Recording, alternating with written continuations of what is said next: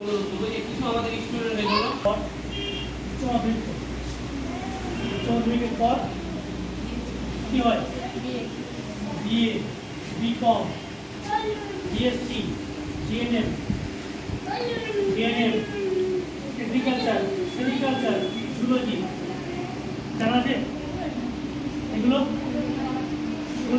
শুধু জানে একটাই কি বিএ পাস করবো, বিএড করবো, ডিএড করবো, শিক্ষক হবো। কিন্তু আজকে বিশেষ করে পশ্চিমবঙ্গ বিএড করে ডিএড করে বাড়িতে ঘুরিয়ে থাকি। ভালো ভালো ছেলে mathematics, BSc, MSc, chemistry, physics, এই যে রাজেশ দাকে বলেছিলাম সবাই তো বিএ ভর্তি হয়, হ্যাঁ ডিএড করে কিন্তু আপনি মানে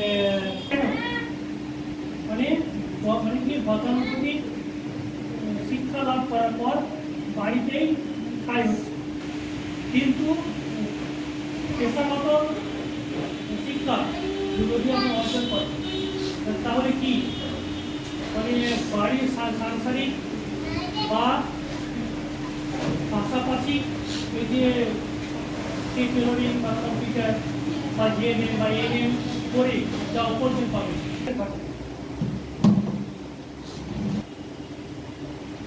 সমাজেও বলবে আপনাকে না মানে ওই ভাইয়ের মানে মেয়েটা কি বিশ্ব বাংলাতে হয়তো কি যে কম্পিউটার বা কম্পিউটার মাশরুম চাষ হয় এটা জানেন সবাই? মাশরুম খেয়েছেন আপনারা কেউ? খেয়েছেন না?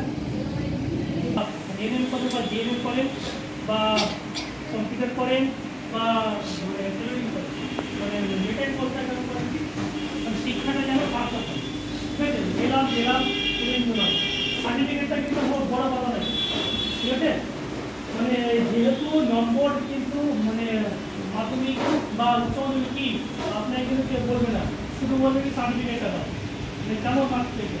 কিন্তু এনএম জিএনএম কেননা শিক্ষা দেওয়া করে একটা পরীক্ষাটা আছে, আপনারা আসবেন ভালোভাবে শিখবেন এবং যেই মানে যেই প্রতিষ্ঠানেই যান না কেন ভালোভাবে কাজ করবেন এবং এই যেন সংস্থার সুনাম হয়, রাজস্থান সুনাম হয় যেন কাছে